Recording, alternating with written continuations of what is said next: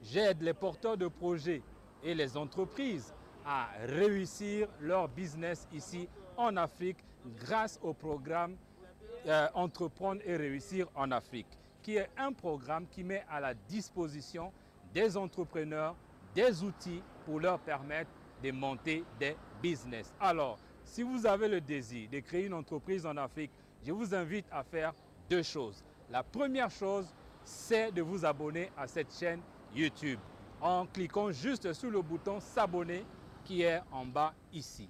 Et la deuxième chose, c'est d'aller dans la description de la vidéo. Là, vous allez trouver des formations qui vont vous aider à monter un business qui réussit, qui rapporte en Afrique. Alors, bienvenue donc dans cette vidéo. Je vais vous amener dans les coulisses d'un restaurant, le restaurant Koudia. Ici, nous sommes très précisément à Brazzaville, notamment à Diatta. Qu'est-ce qui se passe dans ce restaurant? Qui est à la tête de ce restaurant? Qu'est-ce que vous pouvez trouver? Quels sont les défis? Quelles sont les opportunités? C'est donc l'objet de ce mini-reportage. Je vous invite donc à me suivre. Nous allons rencontrer Diane qui est la patronne de ce restaurant. Suivez-moi.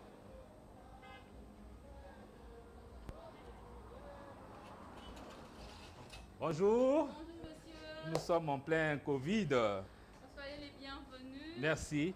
Alors, monsieur et madame Diane, merci de nous recevoir chez vous. Je vous en prie. Et nous vous invitons maintenant à nous faire découvrir ton activité, surtout pour les web auditeurs qui sont en train de nous suivre maintenant. D'accord. Et donc pour vous qui êtes là et vous tous qui nous suivez, vous êtes dans la salle de Koudia. Koudia, c'est une structure qui fait dans la restauration, le service traiteur, mais aussi dans la transformation nos fruits locaux en jus naturel et en salade de fruits. Et donc ici, comme je disais, on est dans la salle. Voilà comment sont disposées les chaises, les tables et tout. Et donc je parlais de la transformation. Ceci, ce sont les jus que nous transformons nous-mêmes. Ils sont faits à base de nos produits locaux. Celui, c'est un cocktail de pur jus. Donc c'est du jus simplement extrait de jus. Simplement, c'est l'extrait des fruits simplement, sans sucre ajouté. Et nous avons aussi, là c'est le cocktail.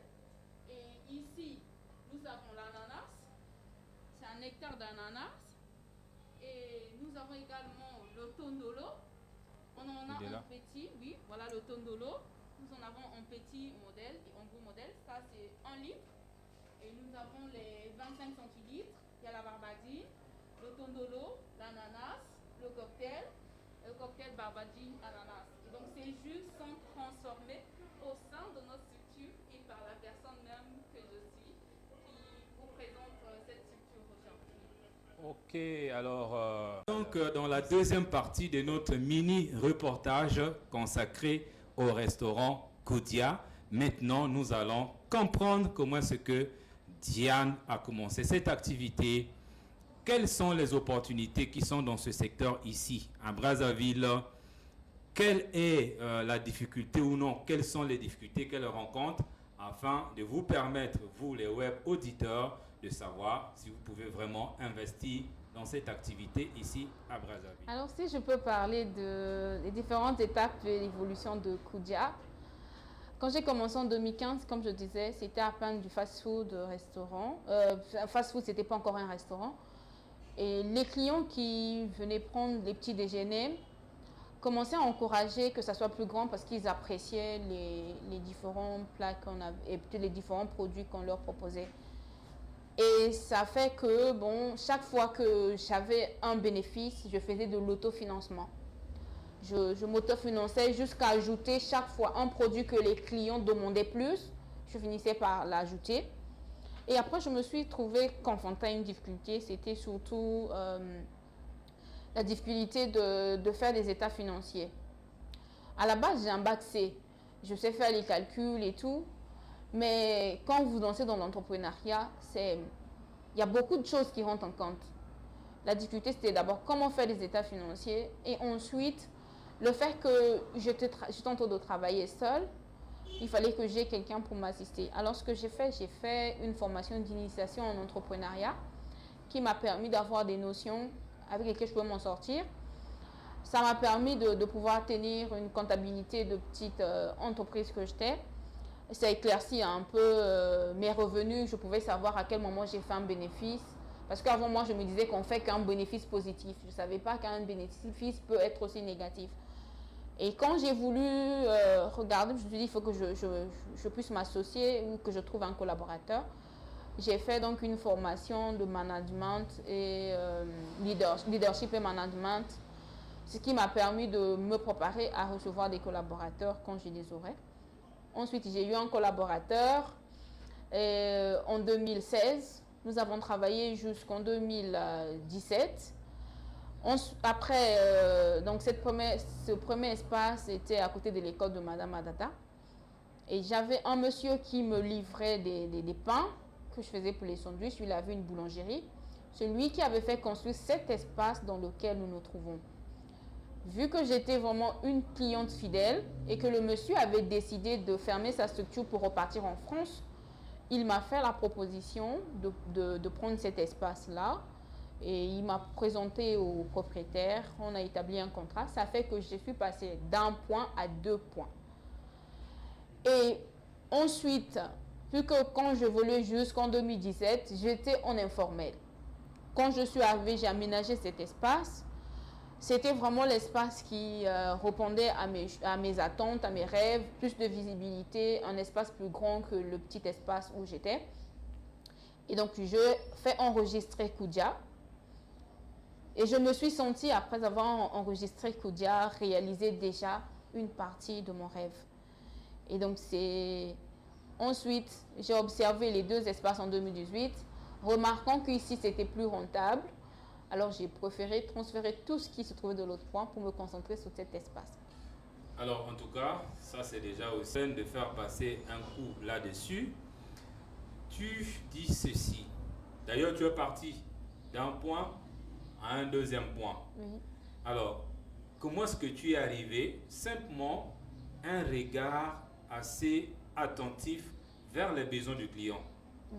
Parce que en t'écoutant, ce sont les clients qui t'ont motivé, oui, à faire en plus grand. À faire plus grand. Ça, c'est une leçon très importante. Parce que commencer avec une vision déjà énorme, alors qu'on fonctionne avec les moyens du bord, et on peut avoir construit 2 restaurants, mais s'il n'y a pas de clients qui adorent son produit et qui achètent, on ne peut pas faire le chiffre. Effectivement. Une autre leçon importante. Tu as senti la nécessité de te former afin de résoudre des problèmes qui se posent dans l'entreprise. Tu avais des problèmes de comptabilité, on va dire, de management. Tu t'es formé. Donc, à chaque étape de l'évolution de ton entreprise, une formation. Oui. Et ça, c'est très important. Et je pense que cette interview n'est pas loin d'une formation. Et les gens qui sont en train de nous suivre sont en train de recevoir déjà beaucoup de choses. Maintenant, allons au point de chute. Créer un restaurant, un deuxième, c'est bien. Tu as des locaux, tu as des employés, tout ça c'est bien. Mais l'entrepreneur cherche le profit. En termes de chiffre d'affaires, où est-ce que tu es arrivé déjà avec tes 2 restaurants? C'est-à-dire que quel est le plus grand chiffre d'affaires que tu as eu à ce jour? Et le chiffre d'affaires c'est bien, mais en termes de bénéfices surtout. On peut avoir gagné 1 million, on a vendu à 1 million, mais dans les 1 million, ce qui rentre dans notre compte, dans notre caisse, c'est ça qui est important. Tu peux nous donner au moins une idée pour que ceux qui nous écoutent aient au moins une idée de la rentabilité de ce business. Alors, parlons de chiffre d'affaires. Quand j'étais à l'espace de Blanche Gomez, je faisais un chiffre d'affaires de 400 à 500 000 le mois. Et là-dedans, j'avais un bénéfice qui avoisinait 150 000. Ou quand je n'avais pas assez, je pouvais avoir 80 à 90 000 francs le mois. Et quand j'ai lancé l'espace d'ici, là où nous sommes, je faisais un chiffre d'affaires mensuel de 2 millions à 2 millions 500. Et ce qui me donnait que chaque mois, je pouvais avoir 200 000 jusqu'à 300 000 de bénéfices le mois. Et ce qui pouvait me conduire à un bénéfice annuel qui avoisinait les 3 millions 500. Ok, alors là, si je fais bien rapidement les calculs, je ne suis pas bon en calcul, mais si je fais un petit calcul, le chiffre d'affaires varie entre 20, 25 et 50%. En fait, la rentabilité entre 20, 25, 30, 40 jusqu'à 50%. Chers web auditeurs, l'important, ça allait m'échapper. Quelles sont les difficultés, les obstacles qui sont dans le secteur de la restauration ici à Brazzaville? Ça va vous donner les idées. Alors, je veux dire que parmi les difficultés rencontrées, c'est premièrement le personnel. Le personnel de restauration le plus qualifié est retenu dans les grandes structures, les grands restaurants. Alors, ça fait que quand vous avez des personnels qualifiés, ils vous aident à atteindre facilement vos objectifs, mais ce qu'ils demandent est plus élevé que ce que vous êtes en mesure de faire face. Et donc, pour pallier à cette difficulté, ce que j'ai fait par rapport à mes connaissances, toutefois, je me forme, ça peut être en ligne, ça peut être en lisant des livres, en cuisine bien sûr, et avec d'autres informations. Et ce qui m'a permis de mettre au point un menu, et en m'appuyant aussi avec les préférences des clients. Et donc, je sais que mon restaurant, par exemple, a un menu spécifié déjà, en dehors de ce qui peut être particulier. Et ça fait que tout ce qui est spécifique à notre structure, à Koudia, je sais le faire. Et quand j'ai des collaborateurs, par exemple, qui ne sont pas formés, je fais donc des formations, je peux dire personnellement, pour résoudre la difficulté à laquelle je suis confrontée. Donc, on va dire que à défaut d'avoir des personnes qualifiées, on finit par briefer les personnes qui ont la passion de cuisine pour avoir des collaborateurs qui vont ensemble avec vous. Ensuite, l'autre difficulté aussi, c'est que ce n'est pas tous les mois où l'activité donne. Il y a des mois où vous avez travaillé, vous étiez à fond. Après, vous n'avez pas grand-chose à la fin, ça décourage. Mais à ce moment-là, il faut revoir. Est-ce que quelque chose ne s'est pas passé dans votre structure et comment vous allez faire pour résoudre cette difficulté? Par exemple, quand on n'a pas assez de clients, il y a des moments où on fait quelques promotions. Par exemple, actuellement où il y a Elite, on fait des dégustations. Ça fait qu'un client qui passait juste pour déguster Elite, notre nouvelle marque de jus, il finit aussi par acheter quelque chose. Ou encore, on fait des rabais avec les plats qui sont plus rentables. Je prends l'exemple, par exemple, du tchèp. On peut faire un rabais avec le tchèp. On peut faire des rabais avec d'autres plats qui sont plus rentables pour attirer plus de clientèle. Et c'est ce qui nous aide à aller de l'avant. Alors, la période Covid a vraiment détruit beaucoup de choses au sein de notre structure. Je me rappelle quand on partait en période Covid, dès qu'on a annoncé le confinement, après que j'ai libéré le loyer et tous les collaborateurs, il ne restait pas grand-chose de stock. Parce qu'avant, j'ai subi une autre difficulté. Je veux dire, le fait d'avoir fait confiance sans suivi ou sans contrôle. Je me suis mariée en 2017. Je suis devenue mère au foyer. J'ai eu un premier enfant, ensuite un deuxième. Alors, je n'étais plus toutefois présente au niveau de la structure. J'ai fait confiance aux collaborateurs que j'avais et ça fait qu'il y avait d'autres qui finissaient par se servir. Ça a baissé le stock qu'on avait. Toutefois, donc chaque mois, il y avait baisse jusqu'à un niveau où le stock de marchandises est arrivé à un niveau rouge.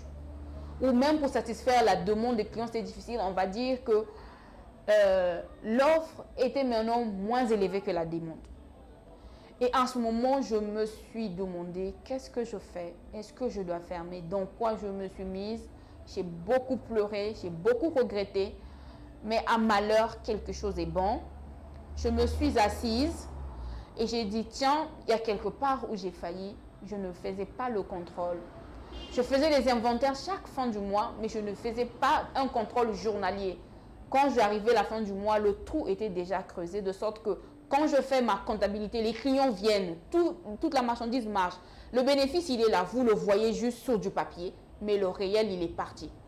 Alors, j'ai mis en place un système de fiches de contrôle journalière, que ce soit avec le manger, que ce soit avec les boissons. Ça fait que le collaborateur qui travaille, il a sa fiche de contrôle qui remplit journalièrement lui-même. Ça fait un suivi, ça fait plus de contrôle, plus de suivi. Et ça fait que tout ce qui pouvait entrer me revenait. Et ça fait que petit à petit, j'ai relevé la pente à laquelle j'étais confrontée. La marchandise est revenue à niveau. Le coronavirus est arrivé, tout est encore retombé. Et pendant la période de confinement, je me suis dit, je ne veux pas croiser les bras. Avant, je produisais ces jus, effectivement, mais je ne savais pas comment les conditionner, comment les pasteuriser. J'ai fait des formations en ligne, je me suis renseignée à ceux qui savent déjà faire la pasteurisation des jus. Vu que c'est un produit que les clients appréciaient déjà, avant on les servait dans les pots avec paille. Donc je me suis dit, il faut que je commence à faire du concret, ou il faut que je crée quelque chose qui va relever l'activité après le Covid-19. Et donc pendant le confinement, j'ai commencé avec des essais de pasteurisation jusqu'à ce que j'ai reçu. Je me suis rapprochée de l'Agence congolaise pour la normalisation et la qualité, pour qu'ils fassent une visite de diagnostic de l'unité de transformation. Ils sont arrivés, ils ont apprécié le produit. Et ensuite, ça m'a donné plus de zèle à le mettre sur le marché. J'ai mis le produit sur le marché, le produit est apprécié. Et aujourd'hui, je vais dire qu'en période Covid, ça a été en plus, ça a été l'innovation, ça a été, on va dire, le boom du moment, qui a fait que les gens ils connaissent Koudia, ils connaissent le sandwich de Koudia, ils connaissent les différents plats congolais que Koudia fait. Et aujourd'hui, Koudia leur propose nos produits locaux, nos fruits, simplement pressés dans des bouteilles et pas en plastique mais en verre. Et ça fait un wow. Et à vous qui m'écoutez, vous avez certainement des projets, vous hésitez à vous lancer. S'il faut demander avec combien je me suis lancée, quand je me suis lancée, après avoir donné la caution de ce premier local, je me suis retrouvée avec 100 000 francs. Et c'est avec ça que j'ai commencé à évoluer, faire de l'autofinancement, ensuite de suite, jusqu'à un niveau où je suis arrivée. Je pouvais prendre un crédit qui pouvait aller avec ma capacité de vente, avec mes revenus, afin que je sois à mesure de pouvoir rembourser ce crédit. Et ça fait qu'aujourd'hui, en apprenant sur le terrain, en ne restant pas à la maison, mais en apprenant sur le terrain, je me suis formée d'une manière ou d'une autre. Et quand j'associe les formations que je suis allée faire déjà en pratiquant, ça a été plus efficace. Et aujourd'hui, je peux dire que je suis une entrepreneur très engagée. Je suis prête à faire les choses en grand. Et actuellement, ce que je suis en train de faire, c'est me battre à mettre en place une unité de transformation pour que Elite transformée Made in Congo est fait par Koudia. Merci. Que vous soyez un investisseur, que vous soyez un entrepreneur, ce mini-reportage vous a donné beaucoup d'idées sur l'industrie de la restauration ici à Brazzaville. Vous avez découvert les clés du succès. Elle a parlé en termes de formation. Vous avez découvert avec combien elle a commencé. Vous avez découvert quelles sont les difficultés qu'elle rencontre ou qu'elle a rencontrées. Et enfin, vous avez découvert quelle est la vision future de ce business. Si vous voulez investir, c'est maintenant. Alors, nous sommes arrivés donc à la fin. Est-ce qu'il y a un dernier mot que Diane peut nous donner aujourd'hui et surtout l'adresse du restaurant Koudia? Alors pour finir, je dirais que j'encourage surtout les femmes. Je suis femme, je suis mariée, on va le dire. Je suis mère au foyer, mais j'encourage surtout les femmes à ne pas avancer de raison pour l'entrepreneuriat. Vous avez un talent, vous avez quelque chose que vous savez très bien faire, alors c'est le moment de le mettre en valeur et sans avancer de raison. Si vous êtes en difficulté, faites-vous former. Et si vous êtes coincé, apprenez à planifier et entourez-vous des collaborateurs qu'il faut et vous verrez, en dehors des difficultés rencontrées, que ça ira bien pour vous. Alors nous sommes situés sur l'avenue 5 février, le numéro 20, au quartier Diata, le département de Brazzaville, la commune de Makelekele. Vous pouvez nous contacter au 06 479 96 32 ou au 06 979 75 01. Nous vous recevrons et nous serons heureux que vous passiez un de ces jours au sein de nos structures, déguster nos plats, déguster nos produits, déguster Elite. Elite qui est notre marque de produits de jus naturel et de salade de fruits. Merci. Merci Diane, nous sommes arrivés à la fin, la seule base de cette vidéo pour ne pas rater les prochains numéros parce que nous allons partir à la conquête des entrepreneurs et les entrepreneuses ici à Brazzaville qui font du bon boulot comme Diane avec le restaurant Koudia. Cliquez sur le bouton s'abonner, allez dans la description de la vidéo pour recevoir des formations appropriées. Je vous dis merci et à bientôt.